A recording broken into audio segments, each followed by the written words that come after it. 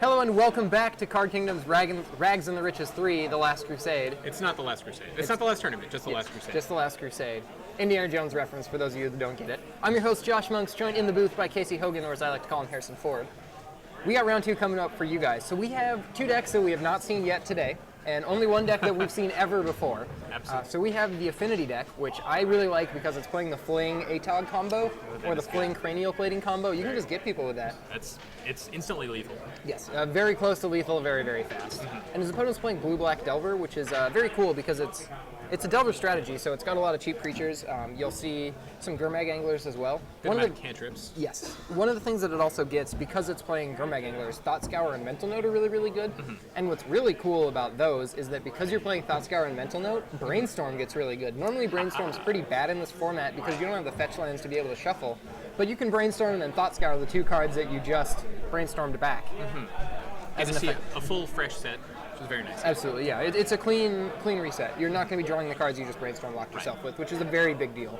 And I think the Blue-Black Delver deck plays a couple Evolving Wilds as an additional source of shuffling. Absolutely.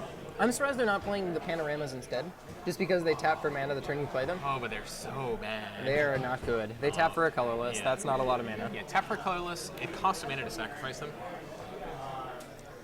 But it's a set of very interesting cards, and I would love to see like a situation where they become relevant. Yeah. Where needing to tap for mana first is most important, Yeah. followed by the flexibility to turn itself into. I think they get extra good when you have multiples of them. Like, they get better the more you're playing of them, because then you're more likely to have multiples in play and be able to use the mana from one to activate the other. And if there's some way that like the order of your deck was relevant, then you could play a deck with like its only mana sources were 20 panoramas, and you can shuffle it basically whenever you want. Yeah. Only colorless mana. Mike, oh no, don't talk about that here. They'll come. They'll print a diamond card at the common rarity. Well, we've already seen one Devoid card, so. That's true. We saw complete disregard, completely remove Stormbound Geist from the game. Absolutely. Exiled, it's so hard. Mike leading the die roll off with 2 6s. That's a powerful start. Give him the boxes. Absolutely. Ooh, give him the boxes. Jake is not going to be as quite powerful dice wizard and only rolls a 9, I believe. That was a 5 and 4. Correct. And we're going to start off with Michael Hall on the play with his all-in Affinity deck. Let's see what this opening hand looks like. In this format, you get a lot of powerful cards that make this deck look a lot different than it does in Modern. Mainly the artifact lands. That's a big one. I was thinking 4/4s. The deck has a couple in the form of Mirror Enforcer, as well as Carapace Forger. The problem is you don't really get to play these Affinity for Artifacts cards unless you're playing the artifact lands. It's really important to that strategy. Now, Exactly. It's trying to play as many soul lands as possible, just like Eldrazi is. Of course. Is really what it's coming down to. Yeah, Only their soul lands are common. Yeah, but the robots are part of the good guys on Mirrodin. Oh, that's very true. I'm pretty sure. I think it's the Phyrexias trying to corrupt them, the Phyrexian goo. I hate the goo. The Ichor. Ugh, ick. I'm a big fan of that word. Icka. Ichor. Dark Future Sight. Future Sight common Ichor Slick. Yeah. Very satisfying card to say the name of loudly. Ichor Slicker. I get you with the Ichor Slick. Ooh, and Michael's got 2 artifact lands, one of which produces green, and that Carapace Forger to play on turn 2. Yeah, he also has a Frog Knight and 3 artifact lands total, so he's got a lot of things to do with his mana, as well as the mana to cast the things that he wants to do with the mana. Yeah, this is a very, very good opening hands here. Certainly one of the better 6s, that's for sure. Looks like he's going to go ahead and scry to the bottom. I did not quite see what it was. I imagine he's just going to go ahead and land go. Sean, can we get deck lists? Now, out of the blue-black, Delver strategy. Just deploys that Delver Secrets to start things off. Mike is going to, on his turn, play Tree of Tales, followed up by that Carapace Forger. Sean. 2/2 for 2. It's going to have, with Metalcraft, the ability to get +2/+2, as long as Mike controls 3 artifacts, which I imagine on his third turn is likely to do. Absolutely. So Delver Secrets, upkeep trigger on the stack. We're going to see a Brainstorm. Going to go ahead and set this. Not especially strong in Legacy. But it matters a little bit more in this format. This format's a little bit slower, and so 3/2 on turn 2 is a lot better. Thanks.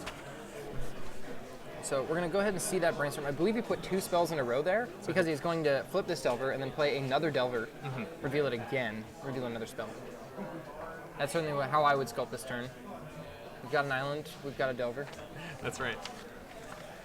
Our spotter handed us John Benson's deck list. That's funny. Oh. So Jake going to complete his turn by attacking for 3 in the air, with that Delver Secrets. Or I'm sorry, with that Insectile Aberration. Yes. The flip Delver Secrets, if you will. Deploys his second and is poised to attack for 6 on his next turn. However, Michael's going to be able to cast to get a 4/4 at least this turn. Bam. Carapace Forger. Coming in for 4 damage. Yeah, it's a big scary monster, that's for sure.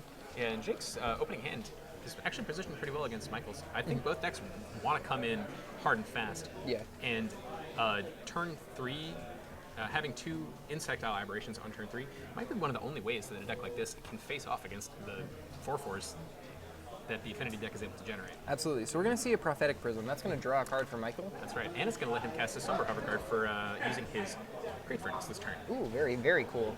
Looks like he's going to think about it for a second. Do the math. 1, 2, 3, 4, Counting up. 5. There's 5. Just enough. Go ahead and filter that mana. Yeah. Pays a red, makes a blue. Go ahead and use that Dark Side of the Moon to turn that red mana into blue mana, drop his 3/2 flyer. He's got his own Delver Secrets. That's right. Doesn't even have to reveal an instant or sorcery. Now he's got a pretty good wall for the blue-black Delver deck to face off against. Oh my god, Agony Warp. But there's an Agony. Oh, that's pretty good. That's a real magic card. Very important that Mike saw that coming. Yeah, absolutely. Actually, now Jake has to find a black source before he's Yeah, able yeah. to deploy that Agony Warp. Missing a land. Yeah. Gets past a Gurmag Angler and a Terramorphic Expanse. Hits is. What land was that? I don't know. Finds another Evolving Wilds. Oh, is that Evolving Wilds? Gotcha. Yeah, that Evolving Wilds came from the Dragon Bowling promo session. Oh. Yeah, I know. I'm kind of frustrated that I know about that. But yeah, here I am. So we're going to see what looks like a quick trade. Get rid of one of those Delver Secrets for that Somber Hover Guard. Yeah, Mike's very happy to do that in the face of Agony Warp on this next turn. Absolutely.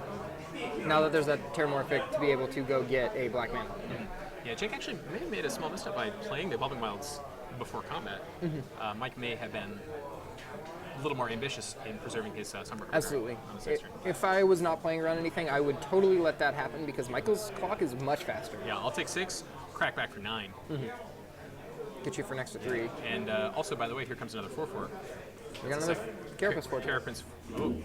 Carapace Forger is a 4/4. That's going to be hard to say. Carapace 4/4. And Mike's shuffling a card in his hand that I can't make out. Do you think that's Flare Husk? It sure looks like Flare Yeah, Husk. there it is. He's got a flare. Trying to living weapon up a little buddy, a little germ. Generate a 1/1 and I like how he's leaving up Galvanic Blast now, rather than playing the Star, as the Star doesn't really do anything on the sports day. that's right. He's likely to cycle it on his next turn when he has more resources available. Absolutely. Could have, instead of playing the Carapace Forger first, deploy the Chromatic Star, then cycle it, see if he finds anything interesting. But it would have left him tapped out. Yeah, that's the problem, is that does tap him out. And I think that's what he's trying not to do now. He's trying to bluff the Galvanic Blast. And I think that's why he wasn't necessarily sure he wanted to play the Somber Hover Guard last turn. That's a fair point. But he elected to, and it was the correct line. I agree. Yeah, in the face of a pair of 3/2 flyers, Pretty important. certainly like it. And now Jake is flush with counterspells in his hand. Got at least a pair. He does. However, he is way down on tempo. Yeah, absolutely. He's only 7 points behind in pressure. Finds himself a Gurmag Angler, though. Numbers just changed. That's big. However, Agony Warp is now locked off. There are still a couple counterspells in Jake's hand that he'll be able to cast. I believe it's Counterspell, and then I thought it was a Remove Soul, but I do not think it's a Remove Soul anymore. I don't believe so either. And so now, Living Weapon gonna be pretty relevant here. Mike can cast his Flare Husk and then equip it to his Carapace Forger. Bash for 5. Oh, spicy. He's gonna lead it off with Chromatic Star. Might want to cycle it now.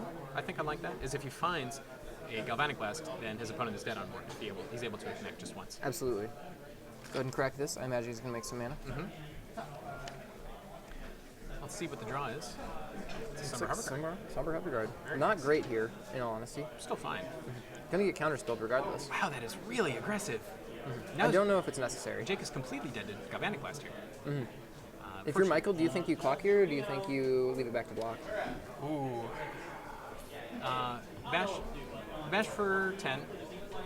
Jake blocks his 5 out on the 4/4, takes 6 down to 4, and then Mike has to still summon another creature. No, I think leaving it back is. Oh, looks like he's going for the fences. He's trying to set up, I think, drawing a Galvanic Blast or a Fling for lethal. Oh yeah, that's right. Fling. Very lethal. I believe he's got 8 cards, which just kill his opponent dead. Let's see. 2 Fling, 4 Thoughtcast. Here comes Flare Husk. With the Joe Volan token. Custom made by Card Kingdom's in-house artist. You can receive these by request when you place an order at www.cardkingdom.com. Ooh, get some sick singles, get some sick proxies, That's get right. some sick tokens. I'll see if this brainstorm delivers some sick cards. It's a Sultai Scavenger.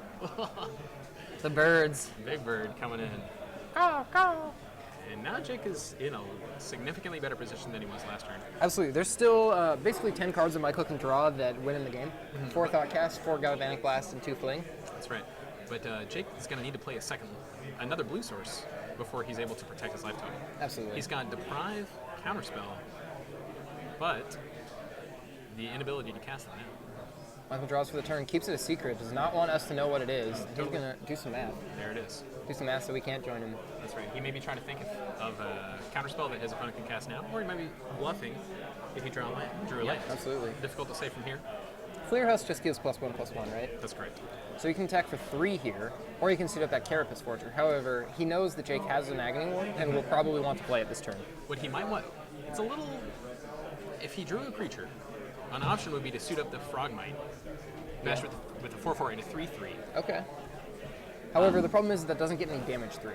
That's true. Jake blocks the 4/4, eats it with the Gurmag Angler, Agony Warps the 3/3, and Michael's left with no creatures. Absolutely. Mike's in a tough position here. Definitely looking for a Thought Cast. That Galvanic Blast would set him aside. Even a Cycling Land, or a Cycling Mana Source. Yeah. He just wants to get into his deck a little bit. Actually wants to find an ATOG pretty quick too. Yeah. Oh, yeah. Mike having a ton of live draws here. Alex, just to pass the turn though, I did not see what that card was, and I really want to know. Same. So we're going to see an Accumulated Knowledge. That's going to give Jake a card. Every Accumulated Knowledge will now draw 1 extra card. That's right. Always a fun thing. I really like when both players are playing Accumulated Knowledge.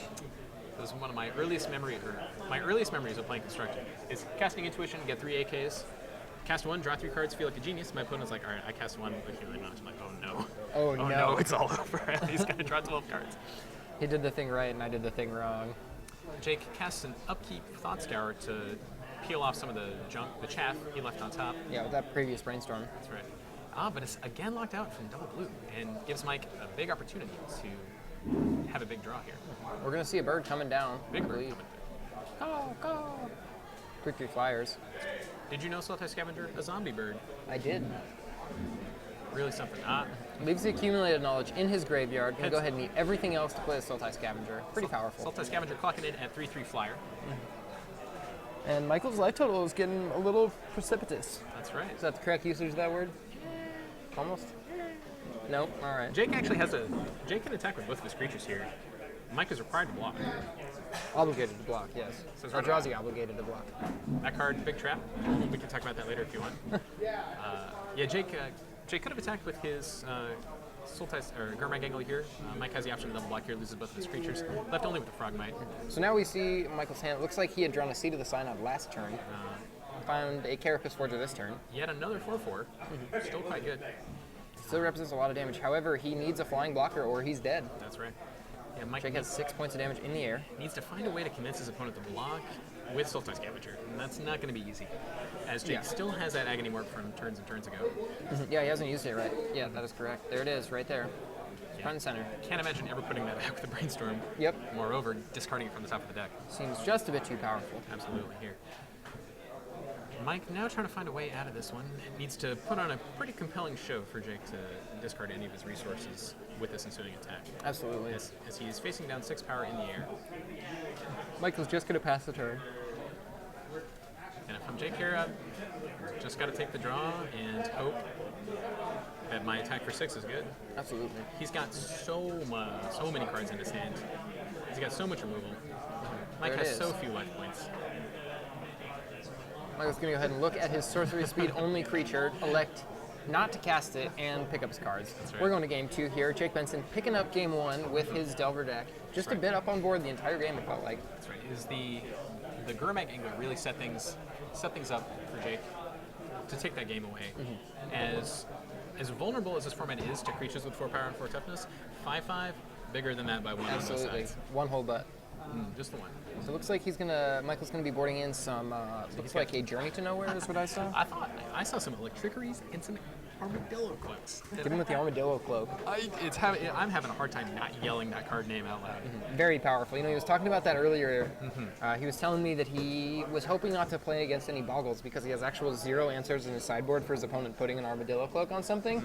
And he thought maybe it makes sense for me also to play Armadillo Cloak because this card's kind of hard to deal with. That's right. And then he played against the deck last round, Boggles, and his opponent got one of those Armadillo Cloaks online, but Michael had enough damage to get everything through Nice. and sack and fling for lethal. Very interesting. Sack a bunch of stuff to ATOG and then play. Yeah, giving an ATOG trample, not something to be laughed at. Yes. Although the creature's art, certainly laughable. Jake's got a null in his sideboard. Just as a one-of? He's got- looks like just about the only thing he's boarding in there, So right? one and all, there's an argument for bringing in duress, but Yeah. I don't really like it. I actually like his mana deck quite a lot. Yeah, me too. I think he's pretty well positioned. I don't really think he wants any of these other effects too much. You might want to remove soul instead of that deprive. If you I wanna- can see that. Especially on the draw, you want to minimize the impact or the likelihood The that you get tempo tempo. loss. Yeah, Yeah, exactly. absolutely. Makes a lot of sense. Makes a lot of sense. Yeah. Although Disfigure is not great. It's got a lot of targets. It's true. It's got that Frogmite. Got ATOG, Somber Hover Guard. Yeah. Can't imagine Disfigure's ever going to kill an ATOG, but It'll will. kill something.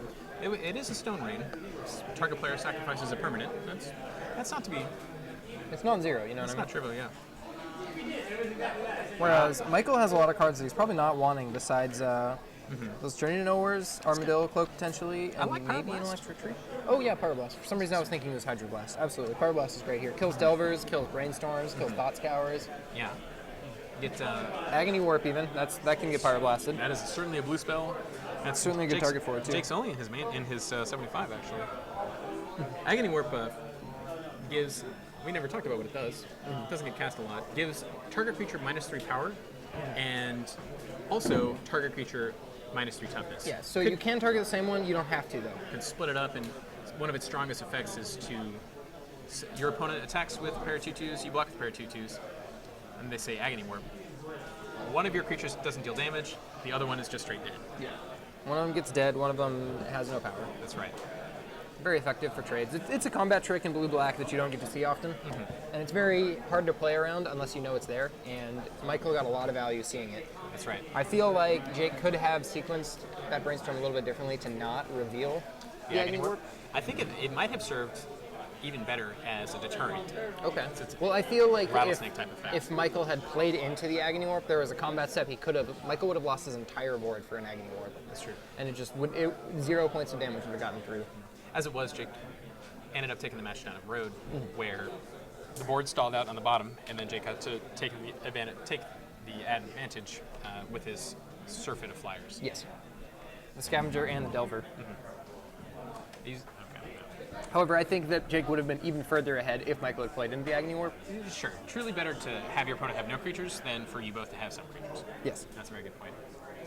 Well, Jake would have had the same number of creatures. He would have just traded the Agony Warp for 2 of Michael's creatures. That is a better deal than the opposite, I think. Yeah, when your opponent's in top deck mode, 2 for 1ing their board is very powerful. Yeah, especially in this Pauper format where the overall impact that a creature can have is way less. Sultai Scavenger is the biggest boom on the field, and that's just a vanilla 5/5. Grimag Angler. What'd I say? Skulltile Scavenger. Fair. That's Also- a 3/3 flyer zombie. It's also a bird though, not a zombie fish. You're right. Every time with that.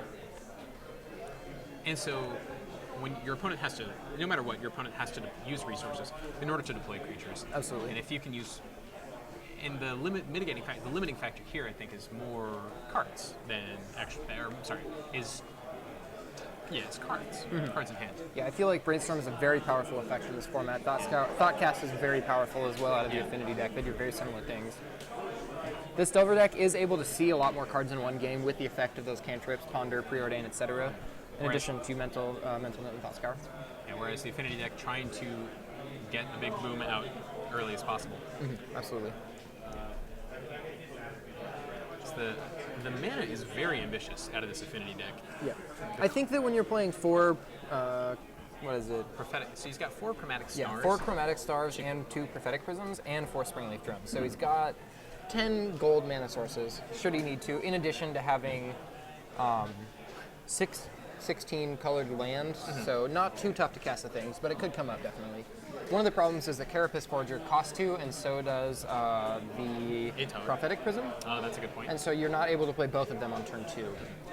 Though you do have the option to deploy the Carapace Forger as a 4/4, might reduce the risk of it dying to something like an Aaron Aghanim or Absolutely. coming out of the opponent. However, hitting Metalcraft is very, very easy for this Affinity deck due to the fact that it's playing artifact lands, where you're usually Affinity that you're used to in Modern, which is now being called Robots instead of Affinity, as you're not playing these classic Affinity cards. So those don't see Frogmite, don't see Mirror Enforcer. Some Rubber Guard is a joke. Yeah, that card is unplayable in Modern, I'm pretty sure. Yeah.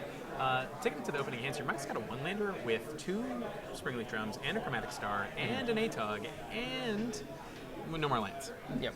So He does have a red Mana Source, so he is able to cast that ATOG off of it, though. Gonna go ahead and pass the turn off of that Cavern. Great Furnace. Great Furnace. Looks like we're gonna see a Delver. It's gonna get Galvanic Blasted here on the end step. Michael's gonna untap and draw. Now you might ask, why did Mike not play one of his one-drop creatures on his first turn? He wants the game to go longer. His hand is a little bit riskier. As the game draws out, he's going to have more access to draw steps, more likely to draw cards, including that second land that he needs to get his...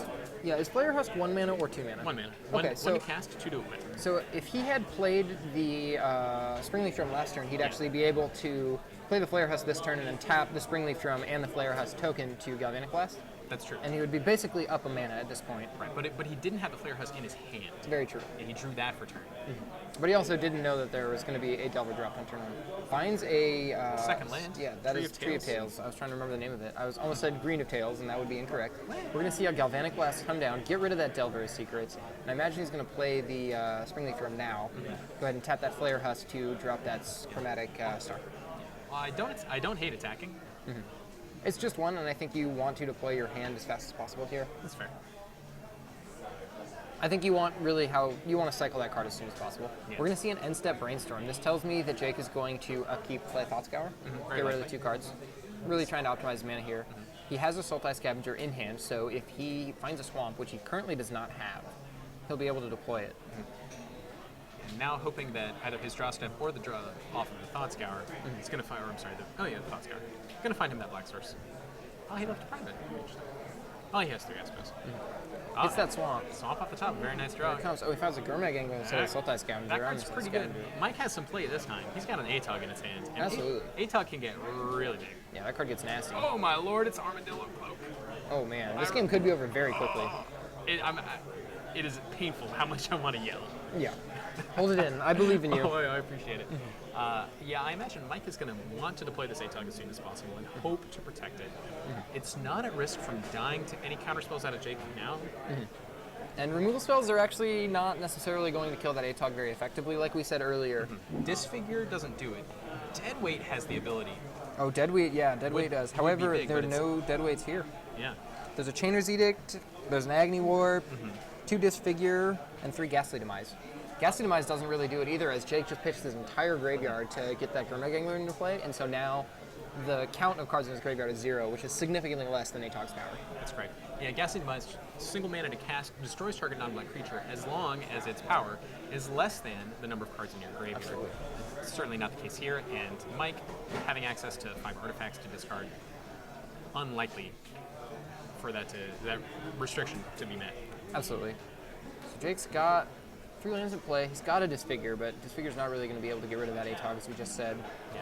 He's got some mill, he's got some Thought Scours in his hand, so we can dig a little deeper, try and find an answer. Yeah, yeah. And he's got to deprive to stop Mike from doing any shenanigans next turn. If I'm... so Jake needs to deploy one of his cantrips now. So he needs to Absolutely. figure out what's going to... He needs more information to decide how he wants to take this work. Absolutely. He also can't see this Armadillo Cloak coming. I would not ever expect my opponent to put an Armadillo Cloak on an ATOG. Oh, it's going to be really sweet. Fortunately, Jake has a double blue counterspell in his hand. And if I'm Jake here, I might upkeep this Disfigure. Yeah, untap, upkeep Disfigure. Doesn't look like that's the choice out of the blue-black Delver player here. I feel like if you're going to upkeep it, you may as well wait as long as possible. Yeah, I mean, Mike is almost certainly going to pop his Chromatic Star, but if you were to do it, say, now, then Mike's going to be able to use the filtering ability to cast any visible spells. Very true, very true. He also has the Springleaf Drum, though, so that creates some mana. That's true. Although Jake does have a 5/5 and might want to do his best to have his Gurmag Angler match up against that ATOG. I just don't see that happening. Yeah, I can't see him seeing this line, though. Yeah. Okay, we got Springleaf Drum. Tap this for a white. Yeah. And Naya colors. This is disappointing. Jake is 100% to deprive this because an ATOG with Armadillo Cloak on it is instantly lethal. This is a 3/4 if it resolves. Base 3/4. Yeah, that's not gonna die ever. Sacking this Chromatic Star would jump it up to a 5/6. 5/6. Disfigure would drop back down to a 3/4. Michael would probably sack. Oh, he's got a counterspell, not a deprive. That's a little more efficient. That'll get rid of it real quick. Like I imagine. If I was Michael, I think I actually would have started out by playing the Thoughtcast. I agree. It could have found him a third land to attack with a little more safely here. Declines to attack, which I guess is safe. His deck does feature those flings and those cranial platings.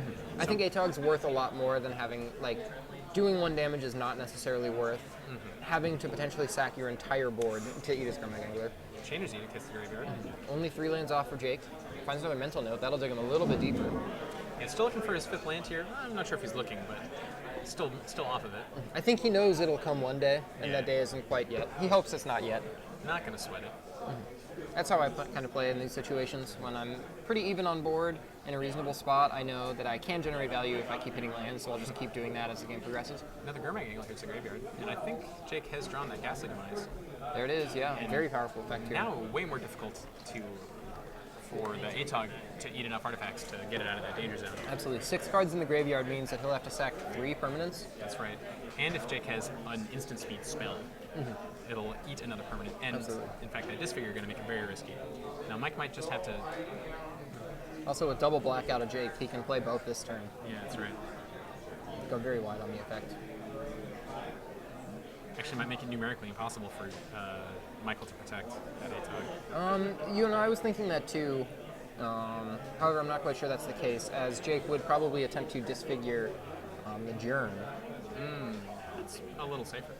Maybe not. I guess that wouldn't matter. Another Thoughtcast to draw here. I think he needs to play this card draw. He needs to get into his deck a little bit. I think you're right. He's waiting on that Chromatic Star as long as possible. He wants to get doesn't want to lose any of his unward artifacts. That's a one-time fixer. This Springleaf Drone is an every turn fixer. Finds a blue source. He's going to be able to deploy that, play his other Thoughtcast. Yeah, now we see the chain coming here. Yeah, Divination again. Get back into my deck. Finds another star. Finds another star. It's a lot of artifacts. Jake might want to respond to the first star out of Mike here. Absolutely. It's quite possible. And so star draws a card no matter how it's put into the graveyard from play. That's correct. If you crack it for a mana, it'll draw a card. If you sacrifice it to ATOG to give him +2/+2, you'll get a card. Mike, instead of electing to cast the Carapace Forger, he's going to hold off on his vanilla 4/4, as it's not even that good in the face of this Gurmag Angler. Absolutely. Plays first Chromatic Star. Looks like it's going to stick. Looks like the second one come down now. There it is. And if you're Jake, you got to pull the trigger. Your graveyard is not going to get that much bigger now. Yeah. Oh, he doesn't even respond. He's got an accumulated knowledge. Gonna go ahead and draw a card. Oh, just one though. Did not accumulate a whole lot. Does not track between games, sadly. Start over from scratch every time. Okay, and Got another Thought Scour. So there's a lot of cards in Jake's graveyard. There's the Annul. he's playing the incorrect. I I don't know. I like that art. I think it's very cool. okay. I think all the Annul arts are pretty cool, though. Okay, all right. That's the Urza's one, right? Well, I guess it's like some sort of commander or dual deck thing. I think so. It's New Border, which I didn't know it was. I'm gonna double check how many lands required on that Chainer's Edict. The answer is 7. Yeah, cost double black and another 5 to flashback at sorcery speed. Very reasonable cost, I feel. I think so too. It's about how much I'd assume a Cruel Edict would be to flashback. Yeah. The first edict is cheap. Oh wait, that is the same cost as a Cruel one. Yeah. 7th land for Jake means that the ATOG's days really are numbered. Yeah, as Jake can end step kill the Flare House Germ token and then untap and jam that. Chainer's Chainer's. Edict. And if I'm Mike here, next turn I'm going to start attacking. Yeah, For sure. for sure. I know this ATOG's days are numbered. It's unfortunate. Yeah, Michael could also play that Carapace Forger if he'll Mirror Force is a nice Finds a draw. Burn Enforcer. That's a big deal. Yeah, gotta cast that pre-combat. Absolutely. As any combat is likely to involve Chromatic Stars dying. Yes. And Mike's actually going to be able to refill his hand in a flash. Yeah, he's got 3 cards that for 0 mana will draw him a card. Better than a clue, tell you that. Yeah. And speaking of clues, that new Put Him in the Walls card looks very sick. I always forget the name of it, but you know what card I'm talking about? I do know what card you're talking about. The flavor of that card is awesome. Like that guy going to jail, all these guys going to jail. Yeah, I really like that one. Here comes an attack. Atog's turning sideways here. We're gonna see some moves gonna get made this turn. Jake asks, how many artifacts do you have? And Michael's going to count them up right now. I believe the answer is 9. It's 10. That Flare Husk. Oh, yeah. Missed the Flare Husk. That's right. That's 21 damage on the board. Jake is a 22. How awkward. Those game lands really coming through for him. Absolutely. Jake's going to count his graveyard really quick. He's going to line up this Gurmag Angler to block and say, what are we doing? I like it. Can't Show deny. me your moves. We're going to sack 1. Here's the draw. When this dies, I get to draw a card. I'm going to go ahead and do that. So Atog. Mine's a Pyroblast. Oh, Pyroblast, you say. The problem is the 2 cards that he wants to counter in Jake's hand are both black. That's right. That's Not targetable by Pyroblast. I mean, you can target them with Pyroblast, but not well. right.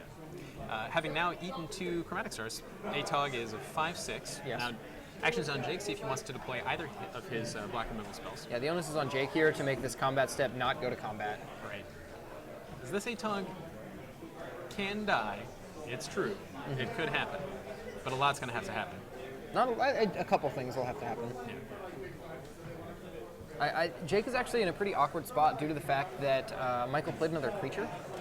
And Jake has 3 removal spells right now. The 2 in hand, he's got a Ghastly Demise and a Disfigure, as well as a Chainer's Edict. And so what he really wants to do is Disfigure the token, Ghastly Demise the Mirror Enforcer, and then flashback that Chainer's Edict. However, Michael has another creature that he can deploy post-combat, save his Atog from the Chainer.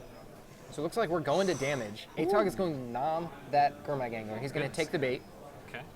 Now, so we've got a 5/6 Atog on the field now, with 5 damage on it. Means that the Disfigure is technically lethal.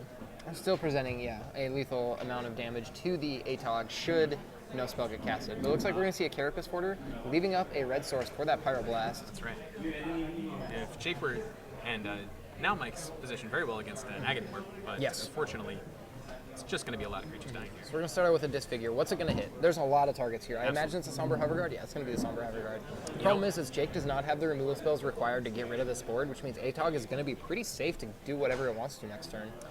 And Jake gonna cast the Ghastly Demise. I imagine that's on the Enforcer. Not 100% sure, though. Could be. Yeah, He's got a pretty stack of cards, pretty big stack of cards. Yeah, the Mirror Enforcer going to find its way into the graveyard here. And now all Jake has to do is deal with a 4/4 and an Atog. Should be easy. Yeah. He's got 1 removal spell to kill 3 things, so, he's almost there. Finds Oh. himself another 5/5, so this is going to hold the bleeding off for another turn. That's right. And now, Mike pinned a little awkwardly here.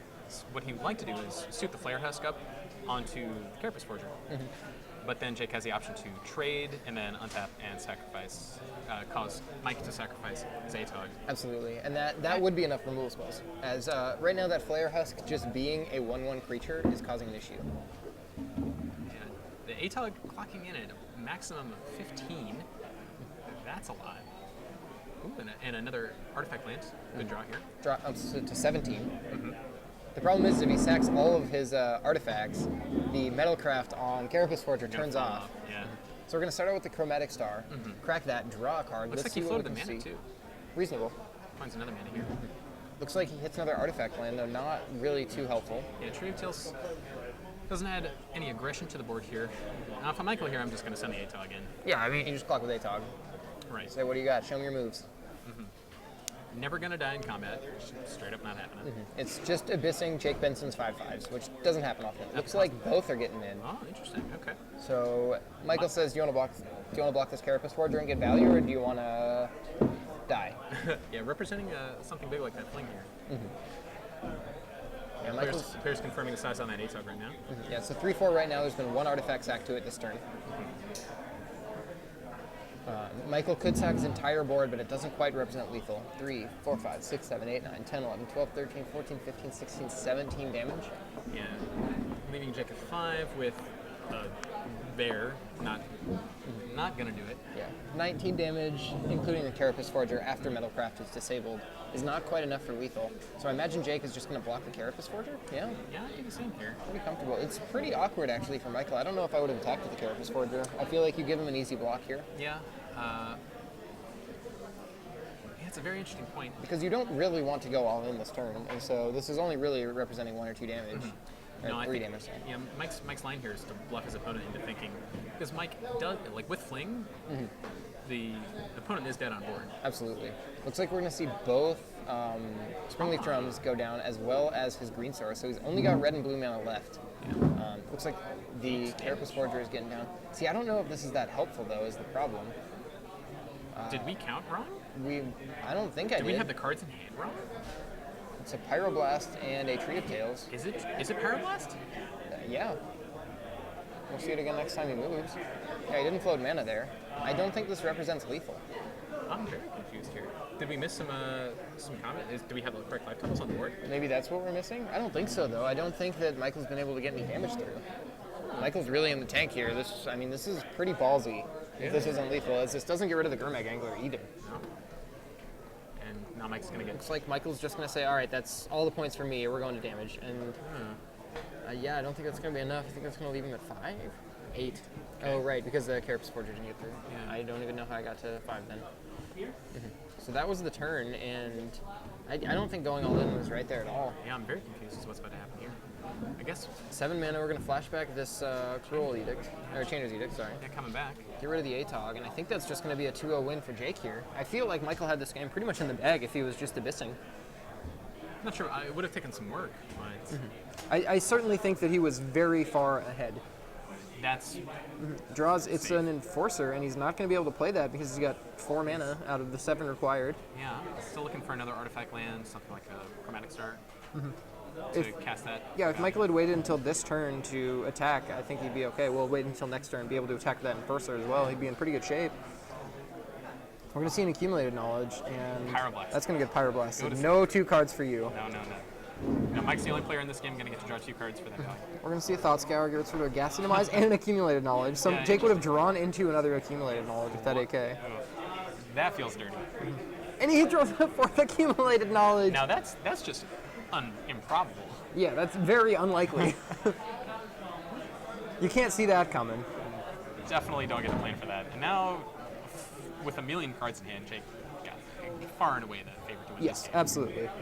Yeah, and I've got to figure out what was going... I'm very curious to know what was going through Mike's head when he basically discarded his whole board to get his opponent down to 8. To 8, yeah. Leave his 1 creature dead to a flashback Chainer's Edict. Yeah. We're going to see a Sultai Scavenger get dropped here. I imagine that Jake can now exile the Accumulated Knowledges safely. Yeah. Ancient Den for Mike, not what he was looking for, although it is a 3rd land. It means that if he draws... another land.